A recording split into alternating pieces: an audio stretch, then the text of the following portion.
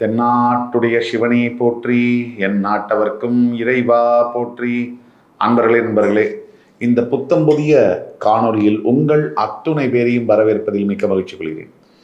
கடவுள் சொல்லும் தீர்ப்பு இந்த வரிசையில் சீரியஸ் எபிசோட்ஸ் வரிசையில் இன்றைக்கு நாம் பார்ப்பவிருப்பது கும்பராசி. காலபுருஷ தத்துவத்துடைய 11ஆம் வீடு கும்பராசி. இந்த வீடியோவில் நம்ம என்ன பார்க்க போகிறோம் அப்படிங்கிறத ஒரு அறிமுகமாக நம்ம பேசணும். இந்த வீடியோவுக்கு ஒரு அறிமுகம் கொடுக்கணும் அப்படின்னா, எல்லா மனுஷங்களுக்குமே லைஃப்பில் மாறி மாறி மாறி மாறி சந்தர்ப்பங்களும் சூழ்நிலைகளும் வந்துகிட்டே இருக்கும். ஒரே மனிதன் நாம் நம்ம மனசுக்கு தெரிஞ்ச அளவில் நம்ம இதெல்லாம் செய்வோம், இதெல்லாம் செய்ய மாட்டோம் அப்படின்னு ஒரு உறுதியாக இருப்போம்.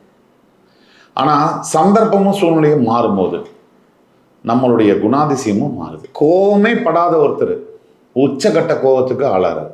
பயங்கர கோபமாக இருந்தவர் ரொம்ப அமைதியாக இருக்கார். இது எல்லாமே சந்தர்ப்பத்துக்கும் சூழ்நிலைக்கும் ஏற்ற மாதிரி மாறுது.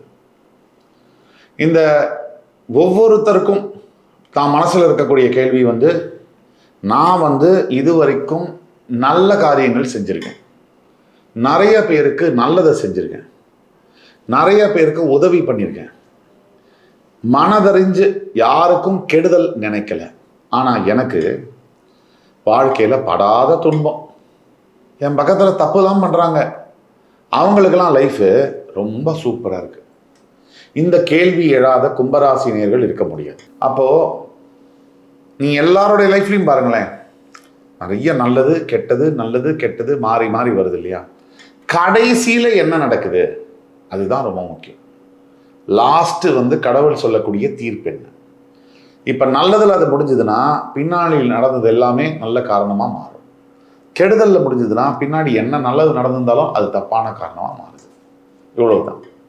இப்போ இந்த வீடியோவில் கும்பராசிக்கு கடவுள் சொல்லக்கூடிய தீர்ப்பு என்ன, எப்படி பார்க்க போகிறோம்? ஏன் எனக்கு இவ்வளோ கஷ்டங்கள், அந்த கேள்விக்கான பதில்கள். என்னுடைய வாழ்க்கை பாதை எதை நோக்கி செல்கிறது, அந்த கேள்விக்கான பதில்கள். என்ன செஞ்சா எனக்கு நல்லது அப்படிங்கிறது நடக்குமா? நடக்கும்னா எப்போ நடக்கும்? நான் செய்ய வேண்டியதெல்லாம். ஆனால் கடவுள் எனக்கு என்ன செய்வார் அதை பற்றி தெரிஞ்சுக்கணும்ல. அது கடைசியாக முடிவுரை. இப்படியாக இந்த காணொலியை தொகுத்து வழங்கணும். இப்போ ஏன் எனக்கு இவ்வளோ கஷ்டங்கள் அப்படிங்கிற கேள்விக்குள்ள நம்ம போனோம்னா, ஃபஸ்ட்டு 7 சனி நடக்கும் போது உங்களுக்கு மாத்திரம் இல்லை, 12 ராசியில் இருக்கக்கூடிய யாரா இருந்தாலும் சரி. இப்போ நீங்கள் மகர ராசி அன்பர்கள்ட்ட போய் கேட்டிங்கன்னா 7 சனியுடைய தாக்கம் முழுமையாக எப்படி இருந்துச்சுன்னு தெரியும். உங்களுக்கே ஜென்ம சனியை பார்த்துருக்கீங்க, தெரியும். இப்போ 7 சனியுடைய தாக்கம் தான் முக்கிய 3 காரணங்களில் முதல் காரணம் 7 சனியுடைய தாக்கம் கும்பராசி. 2வது காரணம் என்ன? இந்த 7 சனியினால என்னென்ன நடந்துச்சு அதுக்கப்புறம் பார்ப்போம். 7 சனி கொடுத்த தாக்கத்தினால கும்பராசி நேயர்களுக்கு மனசு சுக்குநூறாக உடஞ்ச வண்ணம் இருக்கு. ஒரு நம்பிக்கையே இல்லை. இனிமேல் அடுத்த ஸ்டெப்பு எடுத்து வைக்கிறதுக்கே பயமாக இருக்கு. மனசுக்குள்ள அப்படியே இருட்டா எல்லாம் முடிஞ்சுது அப்படிங்கிற மாதிரி, இனிமேல் என்ன இருக்கு நடக்கிறதுக்கு அப்படிங்கிற மாதிரி இருக்கு. உண்மையில் பார்த்தோம்னா ஒரு மிகப்பெரிய இருட்டிலிருந்து வர்றது தான் விளக்கு. பயங்கர வெளிச்சமாக இருக்கு எங்கே பார்த்தாலும். அப்போ விளக்குடைய அருமை ஏதாவது தெரியுமா? தெரியாது. ஆனால் ஒரு கம்ப்ளீட் இருட்டு, அதில் ஒரு சின்ன விளக்கு இருந்தால் கூட அதோடைய பிரகாசம் எப்படி இருக்கும்? அந்த காலகட்டத்துக்கு தான் நீங்கள் பயணிக்க போகிறீங்க. ஃபஸ்ட்டு காரணம் 7 சனியினால் பெரிய துன்பங்கள். அதாவது மனசில் இருக்கிறதெல்லாம் பேசுனாங்கன்னா கும்பராசி நேயர்கள் மற்றவங்கள்ட்ட பேசும்போதே அழுக வந்துடும், உடஞ்சிருவீங்க. அதை தவிர கடந்த கால வாழ்க்கையில் நடந்த சில சம்பவங்கள் மறக்க முடியல, அந்த நினைவுகள் மறுபடி நம்மளை தாக்கிக்கிட்டே இருக்கு. அதுக்கு அடுத்ததாக 2வது காரணம் ஏன் இந்த கஷ்டங்கள். கும்பராசிக்கு அடிப்படையில் ஒரு குணாதிசயம் இருக்கு. அந்த குணாதிசயத்தில் தப்பு இல்லை. அந்த குணாதிசயத்தை எந்த அளவு, எல்லாத்துக்கும் ஒரு அளவு இருக்கு, அந்த அளவு தான் தெரியல கும்பராசிக்கு. அதுதான் தவறு. சகிப்புத்தன்மை, டாலரன்ஸ் லெவல்னு சொல்றோம். இந்த கும்பராசினியர்களுக்கு இந்த சகிப்புத்தன்மையானது ரொம்ப அதிகமாக இருக்கு. அது நல்லதும் கூட கெட்டதும் கூட. ஏன்னா உங்களை என்ன நினைக்கிறாங்க மற்றவங்க, இவனை எதை வேணா செய்யலாம், இவனை என்ன வேணா பேசலாம், எப்படி வேணா நடத்தலாம், எவ்வளோ வேணா ஹராஸ் பண்ணலாம், பெருசாக ஒன்றும் இவன் ரியாக்ட் பண்ண மாட்டான் அப்படிங்கிற நம்பிக்கையில் தான் உங்கள் மேலே முதுகில் உட்காந்து சவாரி செய்கிறான். இது ரெண்டாவது. ஏன் இந்த கஷ்டங்கள்னா இதனால் இந்த குணத்தினால தான் அவ்வளோ கஷ்டங்கள். மூணாவது கஷ்டங்கள், கும்பராசிக்கு என்ன பிரச்சனை அப்படின்னா அவநம்பிக்கை அதிகமாக இருக்கு. ஒரு விஷயத்தை நம்ம வாழ்க்கையில் வாழும்போது நல்லது நடக்கணும் அப்படிங்கிறத மேனிஃபெஸ்ட் பண்ணணும்னு சொல்லுவாங்க. நம்பிக்கை, அதை விதைக்கணும்பாங்க. நடக்காத விஷயம் கூட நல்லது. ஆனால் நம்ம நடக்கிற விஷயத்த கூட இது நடக்குமா அப்படின்னு நம்பிக்கை இல்லாமல் பேசுறதுனால அது நடக்காமையே போயிடுது. இப்படி பல பேரோட வாழ்க்கையில் நடக்குது. இது கும்பராசிக்கு ஒரு பெரிய குறை. ஏன் இவ்வளோ கஷ்டங்க அப்படிங்கிறதுக்கு காரணம். இப்போ வாழ்க்கை பாதை எதை நோக்கி பயணிக்கிறது? முதல்ல ஜென்ம ராசியிலிருந்து சனி வெளியே போயாச்சு. உங்களுடைய 10, 12, 2ஆம் வீடுகளை குரு பார்வை விழுது. இப்போ இதனால உங்களுக்கு என்ன லாபம் அப்படின்னு பார்த்தா பெரிய லாபங்கள் இருக்கு. வாழ்க்கை பயணம் வந்து இதற்கு முன்னாடி இப்போ 2-3 வருஷமா இருந்த அளவிற்கான பிரச்சனைகள் இருக்காது. கண்டிப்பா இருக்காது. வருங்கால எதிர்காலம் என்பது இந்த அளவுக்கு காயங்களையும் ரணங்களையும் கொடுக்காது. ஆனா பாதசனி இன்னும் விடலை. இருந்தாலும் குரு பார்வை உங்களுடைய 2ஆம் இடம் மீனராசி மேல விழுவதனால இந்த 7.5 சனி காலகட்டங்கள் நீங்க எளிதாக கடந்து போக முடியும். இதுவரைக்கும் இருந்த 3-4 வருஷம் எவ்வளவு துன்பங்கள் பட்டீங்களோ அந்த துன்பங்கள் இல்லாமலே போகும். நல்லதுதான் நடக்கும். பெரிய அளவுல நடக்குமா அப்படின்னா இருக்காது. நீங்க முயற்சி எடுக்கிற அளவில் 50% நல்லது நடக்கும். நீங்க 100% எடுத்தீங்கன்னா 50% வரும் 7.5 சனியினால. அடுத்தது வாழ்க்கை பாதை எதை நோக்கி போகுதுன்னா மிச்சம் 2 பாயிண்ட், 3 பாயிண்ட்ல 1 பாயிண்ட் சொல்லிட்டோம். ரெண்டாவது என்னன்னா வாழ்க்கை பாதை எதை நோக்கி பயணிக்கிறதுனா உங்க அனுபவம் இருக்குல்ல. இப்ப நீங்க எவ்வளவு பேர் ஏமாத்தினாங்க உங்களை, கொஞ்சம் நெஞ்சம் மறக்க முடியுமா? உங்களால் அதை மறந்துட்டு நிம்மதியாக இருக்க முடியுதா? எத்தனை ஏமாற்றங்கள், எத்தனை பேர் துரோகம் பண்ணாங்க, கூடவே இருந்து குழி பறித்தவங்க எத்தனை பேர். அதெல்லாம் உங்களால் வந்து ஃபர்கிவ் பண்ண முடியுமா? மன்னிக்க முடியுமா? மறக்க முடியுமா? ஆனால் இதே வாழ்க்கையில் இன்னும் 1 வருஷத்துலேருந்து 2 வருஷத்துக்குள்ள இவங்க எல்லாருக்கும் நீங்கள் பதில் சொல்லுவீங்க.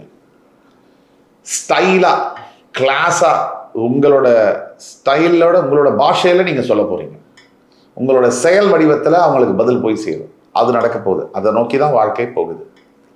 மூணாவது, வாழ்க்கை உங்களுடைய பாதை எதை நோக்கி போகுதுன்னா புதுப்பித்தல். அதாவது இதுவரைக்கும் இல்லாத தொழில் புதுசா, இதுவரைக்கும் இல்லாத மனிதர்கள் புதுசா பழகுவது, இதுவரைக்கும் இல்லாத உறவுகள் புதுசா வர்றது, இப்படி எல்லாமே புதுப்பித்தல், ரீஜினுவேட் பண்றது, ரெஃப்ரெஷ், ரீசெட் பண்ற பட்டன். அந்த மாதிரி உங்க வாழ்க்கை புதுசா மாறப்போகுது. புதிய இடம், புதிய மனிதர்கள், புதிய நட்பு, புதிய வாய்ப்புகள் எல்லாமே புதுசா வரப்போகுது. அதை நோக்கி தான் வாழ்க்கை பயணம் போயிட்டு இருக்கு. அதுக்கு பிறகு என்ன செஞ்சா எனக்கு நல்லது நடக்கும்? கும்பராசியை பொறுத்த வரைக்கும் முக்கியமா நீங்க செய்ய வேண்டியது 3 விஷயங்கள். முதல்ல நீங்க செய்ய வேண்டியது யாருக்கிட்ட எவ்வளவு பொறுமையா இருக்கணும். இந்த வார்த்தைகள் ரொம்ப முக்கியம். இதை நீங்க யோசிச்சு செய்யுங்க. எந்த இடத்துல யாருக்கிட்ட எவ்வளவுதான் பொறுமையா இருக்கணும் அந்த அளவை நீங்க தீர்மானம் பண்ணணும். ரெண்டாவது, நீங்க செய்யக்கூடிய விஷயம், உங்களுடைய குலதெய்வத்தை உடனடியாக நீங்க கோவிலில் போய் பார்க்கணும், அந்த இடத்துல தங்கணும், அவருக்கு வேணுங்கிற பூஜை புனஸ்காரங்களை பண்ணணும். அதை தவிர கோவில், குளம் இருக்கக்கூடிய கோவில்களில் இருக்கக்கூடிய துவதஸ்தம்பம், அதாவது கொடிமரம், இதை வந்து நீங்க ஒரு குறைஞ்சபட்சம் 21 முறை பிரதட்சணம் செய்யணும். இந்த கொடிமர பிரதட்சணம் என்பது கும்பராசிக்கு வந்து லைஃப்பை வந்து டாப் சீட்டர்வியாக மாற்றும் நல்ல வகையில். மூன்றாவது நீங்க செய்ய வேண்டியது, யார் யாருக்கு கும்பராசியில் பெற்றோர்கள் இருக்கிறாங்களோ அவங்களுக்கு பிடிச்ச 3 விஷயத்தை செய்யணும். அவங்க கேட்குற 3 விஷயத்த வாங்கி கொடுக்கணும். அவங்களுக்கு எது பிடிக்குதோ உங்களால் முடிஞ்ச அந்த விஷயங்களை செஞ்சு கொடுக்கணும். இது 3த்தையும் நீங்கள் செய்தால் கும்பராசிக்கு நல்லது நிச்சயம் நடக்கும். எதிர்பார்த்ததை விட பெரிய வெற்றிகள் உங்களை வந்து சேரும். கடவுள் உங்களுக்கு என்ன செய்ய போறாரு, என்ன தீர்ப்பு கொடுக்க போறாரு? சனி பகவானுடைய ஆட்சி வீடு நீங்க மூலத்திரிகோண ஸ்தானம். உங்களுக்கு அவிட்டம், சதயம், பூரட்டாதி 3 நட்சத்திரம் ஒதுக்கிறது. சனி பகவான் உங்களுக்கு என்ன செய்வார்னா, ராசிநாதன் தனஸ்தானத்தில் இருக்கார், குரு பார்வையில், தனகாரகன் பார்வையில் இருக்கார். சனி பகவான் உங்களுக்கு பணத்தை கொண்டு வருவார். கடவுள் உங்களுக்கு என்ன செய்ய போறார் அப்படின்னா, இதுவரை உங்களுக்கு கொடுத்த அனுபவம், உங்களுக்கு கொடுத்த பாடங்கள், அது மூலியமா ஞானத்தை போதிச்சு எதிர்கால வாழ்க்கையில பணத்தை கொடுத்தா எங்கேயுமே வாங்க முடியாத ஞானத்தை, அறிவை, ஆற்றலை உங்களுக்கு கொடுத்து அதன் மூலியமா எத்தனை பணம் நீங்கள் சம்பாதிக்கணும்னு நினைக்கிறீங்களோ, எவ்வளவு பதவிகளில் உட்காரணும்னு நினைக்கிறீங்களோ, எப்பேற்பட்ட வாழ்க்கையை வாழணும்னு நினைக்கிறீங்களோ, அந்த வாழ்க்கையை கடவுள் தன் தீர்ப்பாக உங்களுக்கு வழங்குவார். நீங்கள் பட்ட கஷ்டத்துடைய பலனாக. அதே மாதிரி முடிவுரைக்குள்ளே நம்ம போகிறோம். முடிவுரை எப்படின்னா, நான் சொன்ன மாதிரி தான், இது பொது பலன்கள். இப்போ நம்ம பேசக்கூடியதெல்லாம் பொது பலன்கள். ஆனால் உங்களுடைய தனிப்பட்ட ஜாதகத்தில் லக்னாதிபதி தசாபக்தியுடைய பலன்களும் நாம் சொல்லுவதோடு சேருமோ, நல்லபடியாக சேர்ந்தால் கும்பராசினியர்களுக்கு இப்போ நாம் சொல்கிறத விட 100 மடங்கு வெற்றிகள் கிடைக்கும். உங்களுடைய தனிப்பட்ட ஜாதகத்தை பார்க்கணுன்னா கீழே கொடுக்கப்பட்டுள்ள வாட்ஸ்அப் நம்பரை தொடர்பு கொண்டு பார்க்கும்போது உங்களுக்கான ஆன்லைன் கன்சல்டேஷன் அல்லது நேரடி கன்சல்டேஷன் மூலிமா துல்லியமாக உங்கள் ஹாரோஸ்கோப்பில் என்ன இருக்குது அதோடைய ப்ரிடிக்ஷன்ஸை சொல்ல முடியும். கண்டிப்பாக கும்பராசினியர்கள், கடவுள் சொல்லும் தீர்ப்பு உங்களுக்காக காத்திருக்கு. உங்களுடைய உழைப்பு நீங்கள் தான் போடணும்.